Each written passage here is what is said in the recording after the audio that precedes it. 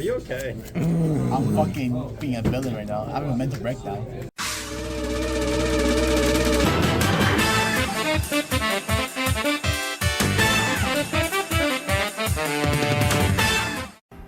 Hey everyone, this is Curb, and I bring you another standard match. So today, once again, on the left, we do have my teammate Ryuki being cringe as always with, you know, the cringest of cringe decks in standard right now. Of course, and speaking of Shiranui, and on the right, he is going to be going up against Rezael. So Rezael is kind of a meta contender, but if you saw my tier list, I still think that Rezael is nowhere near Shiranui. I think the problem with Shiranui is it's just a tier higher than everything else, and it just keeps getting better even though it got hit on the ban list. But anyways, we are going to be seeing Shiranui going second here, kind of just like, you know, exactly what they want. Just going to be riding up into the grade 2 for Rezael, calling out the grade 1. We are actually opting to play the full Rezael ride line. As you might have seen from some of the other videos on this channel, not everyone really decides to do that, but you know, it is still like a perfectly fine ride line in its own respect. So we are going to be swinging here, definitely adding a little bit of early game aggro, which is something you do kind of have to do when you're not just up against Shiranui, but you know, pretty much every single strike deck set. The earlier and the faster you can hit them, the easier time you're going to have closing out the game. And of course, you do need to close out games with strike deck sets as quickly as possible, because the longer the game goes on, the easier it is for them to win. Anyways, we do see the is it its name Fudai Genkai is one of those two, or maybe neither. Maybe I'm just an idiot. But anyways, they're going to be swinging at the rear, which is interesting, I guess. You know, like I guess you don't really need to win the game as fast as possible. I was literally just talking about that, but still, like, attacking into rear guards against Rezael doesn't really do a whole ton, especially running into grade 3, because they can theoretically just call something back here, which they probably will be doing. Most likely not that grade 1, because, you know, it's just 10k boosters, so call something else. But, you know, you do kind of deplete their ranks a little bit. Like, Rezael, as much as it can recover from retire, it realistically does not want you to be retiring their rear guards. And then of course the other advantage of doing that is you keep them at 1, which kind of restricts them to only calling a grade 0 and a grade 1, and that isn't really a whole bunch of power. Like I said, in I think I did a how to beat Rezael video, you can kind of damage deny Rezael just because they do technically need a certain amount of damage in order to that it plays, so you know, there is just always that to consider. Okay, so it looks like we're finally going to be committing something to the board. I'm going to be using that order card, something like Wisdom Blessing or whatever, to call 2 cards from the hand, calling out a Nobia as well as a heal trigger. Kind of unfortunate. I guess we must have not had anything better to call. Probably should have waited on the, I think we called the Aerial Sage this turn, so we probably should have waited to call that until after we played the order. Another thing is that still playing the Nobia is kind of, I guess, a little sus. Not a lot. Most people that I've seen have cut Nobia from their lists, but in this instance, it's going to be doing the job of just being, you know, a 15k column, which is pretty good against this grade 2 Vanguard here.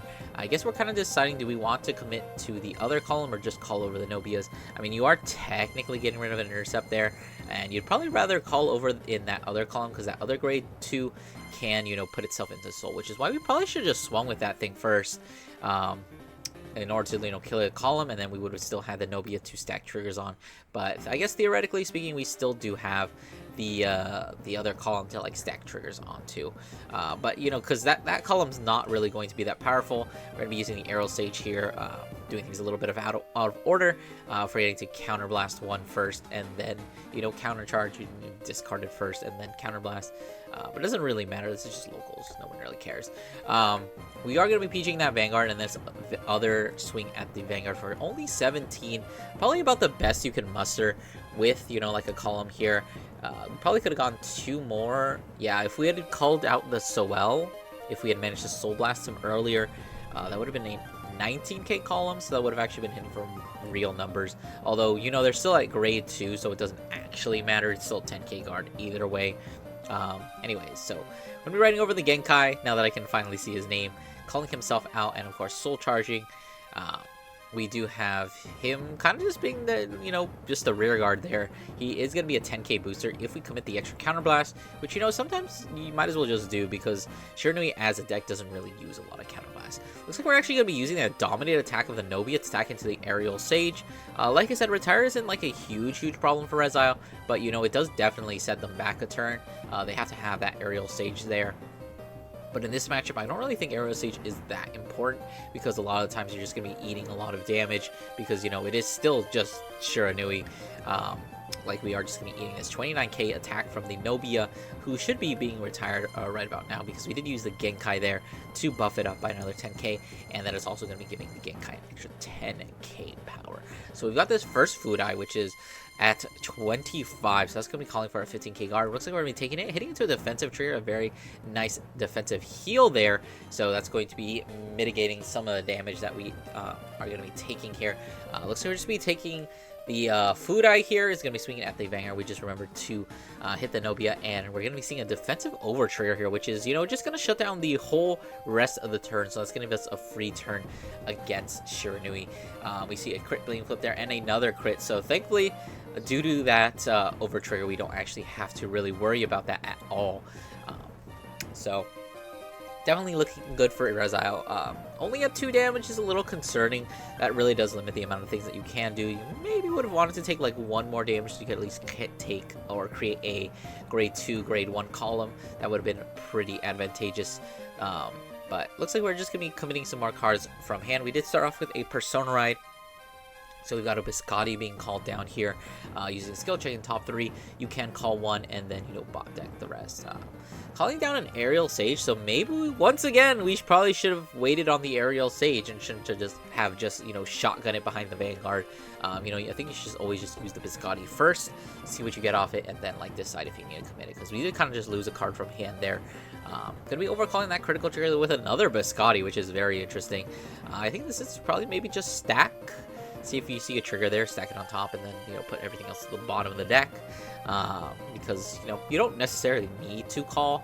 It's not a mandatory call, but it looks like we are going to be calling over. I guess maybe we didn't see a trigger off that because there's not really a huge difference in attack power between that grade 2 and Biscotti. The only thing that you do get is, the added utility of having him go into someone stack the top of your deck. So we've got this first Biscotti swinging in for just a 25, and not a very threatening attack. It's just a 15k guard. At the same time, Shiranui doesn't really have anything to be worried about here. They're only at 2.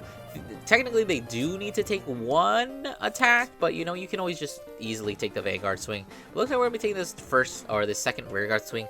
It is hitting for a very nice 33 with that 13k booster of the Aerial Sage. So, definitely makes sense to not commit the extra 25k shield there. Swing of the Rezael here, going to be using its skill, not using the Aerial Sage, I believe here. Calling out a Nobia as well as a Selgown. So Selgown is definitely a staple. Am I incorrect with the damage, or did they just cheat a little bit there? I'll have to double check my damage count, because otherwise, if they are at 2 damage, which I believe they are, because they were at 1, they took a damage, and then they took another damage and healed down to 2, and then they took OT, right? So they should be realistically at 2. So maybe we just missed that, but it's not really going to make that big of a difference. I mean, it is a Nobia, and that is an extra 10k, so maybe... but mistakes are made. It is what it is. So just gonna be swinging that Nobia there for a pretty big, massive 43. Looks like we're gonna be committing a energy cycler here. Just using this attack to kind of cycle. Not really your most optimal, kind of guarding pattern, because you don't really want to commit those attacks where you can just guard with 1/5k and that 1/5k ends up being the energy cycler. Those guard patterns feel really good. But anyways, I think we just need to commit another 15k shield here to put us up to 48. I believe this Nobia is at 43. So, committing that extra 5k shield is not really going to be that much of a problem, as we're just going to commit that critical trigger there to, fully guard the attack using the Selgown here to check top 2. Putting 1 to the hand and 1 to the top. Not sure what happened there. Maybe they realized that you weren't supposed to Selgown there. Or you aren't supposed to be able to use Selgown there, so maybe they just rectified it by not using Selgown. So theoretically, you just like replace that showdown with like any other grade 0. It doesn't hit the same number, so like there's a little bit of overguarding there. But you do what you can. It's just the locals to repair the game state, and I guess this is the way they decided. Anyways, getting back into Shiranui's turn, we are doing some dominated attacks. We're going to be attacking the Vanguard, taking the first damage, not getting any defensive there, I believe, and then using the Magen Tembu Dominate to actually attack into the other rear guard, just eliminating the intercepts.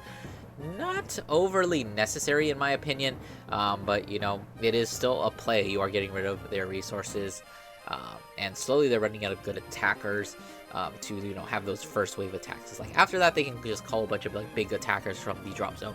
We did see a defensive coming out down here, so these attacks are going to be that much more guardable.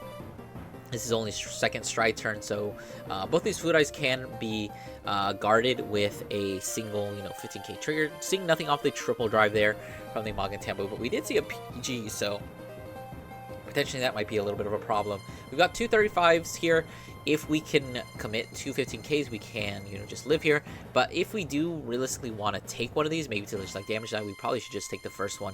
But looks like we're actually going to commit to guarding both of us, throwing out a front chair, and then taking the second one. In all honesty, you probably should just take in the first one. I understand, like I do the same thing, like you get scared and you're like, oh, this is so good to guard, without realizing that the other attack is like exactly the same amount of shields, and it's always just easier to guard, or just take the first one if you get a defensive, oh well, and if you don't, well, you're just giving up that 15k guard you would have used for the first attack anyway. But committing some more cards from hand, that Tayfault there, not going to be able to use the skill because, we didn't play in order this turn. But we also do have Mr. Hammerman over there, being that grade 3, who is going to be getting pretty swole. Something a lot of people don't know about him is that he doesn't actually need to be called himself by Rezael's card ability. He only needs to see that you have called a unit from Rezael's card ability. So, going to be utilizing that divine skill there, putting back all those critical triggers, just shuffling them back in. So we do have a little bit more, I don't know, leeway, because we do have multiple 6 damage heals available in the deck. So there is, however slight, the possibility of still living from this position. But realistically, you do have to like close things out here. Like you got to put everything on the line for this single turn. You've definitely thrown out your biggest attackers, and you just got to put everything you can into this turn. With that Tayfault hitting for a very massive 43 once again, going to be guarded with the Overture. It's nice to know that that's out, but you just lost a really big attack to just a single card. So it definitely doesn't feel good. So seeing the triple drive here, getting 2 Tayfaults and a critical trigger off the top. So this critical trigger is going to be potentially enough to finish the game. So we do really have to think about where we want to put it. With only 2 cards in hand, Shiranui does have a very realistic chance of losing here. I think if you had managed to get the double crit, this game would have been over just like here and now. So giving all the effects to that grade 2, and then we're going to be swinging with the Hammerman, which I think is just a misplay, because you don't want to give them that extra damage. Like, the extra damage doesn't mean anything, but look at the rear guards that are on board. You have to take those out. I think we should have taken them out last turn as well, even though I didn't really mention it. I completely forgot. But those are absolutely threatening rear guards, and it looks like Shiranui did have the PG for that double crit closing out attack. So unfortunately, we are just going to have to be living here.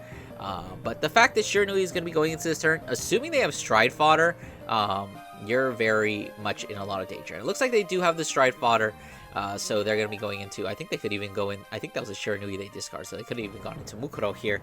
But, we're just going to go for the tried and true Magen Tembu, swinging at the Vanguard for liability 22, dominating that grade 2.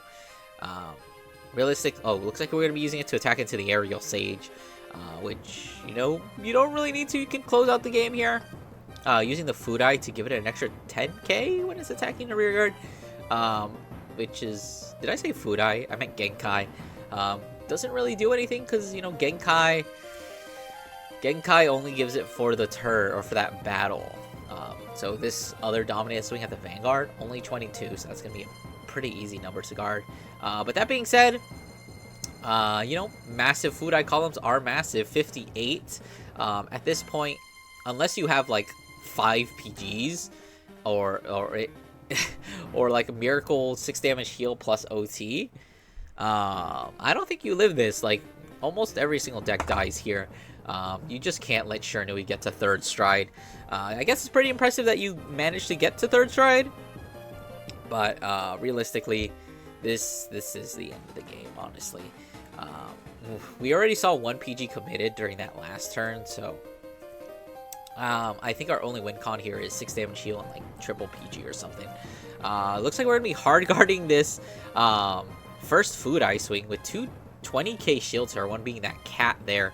That's going to pump us up to 53, which means we just need an extra 10k to guard that 58. So if we have like a 15k guard, or we could commit those double Tay faults, that'll be enough to just like guard the rest of these attacks. But it looks like when committing the heal trigger there, using the skill the Shenri there to you know, just draw another card, not that you actually need it. Swinging for the 55, gonna be hit with that PG. Gonna be swinging the Magantembu, Soul Blessing 2 to restand both the food eyes. Be hit with that Elementario. First check is gonna be a critical trigger. Second check, another critical trigger. And third check gonna be a blank. But with both these being double crit, we have a PG for the first one, but we don't have anything for the second, so we are gonna have to eat 2 damage. We are gonna be seeing a 6 damage critical trigger here, which is going to allow us to live. We still have to take 1 more damage, and it is not gonna be there. So that is gonna be the end of the game. Hope you guys enjoyed. Don't forget those 2 things, like, subscribe, and I'll see you guys in the next one.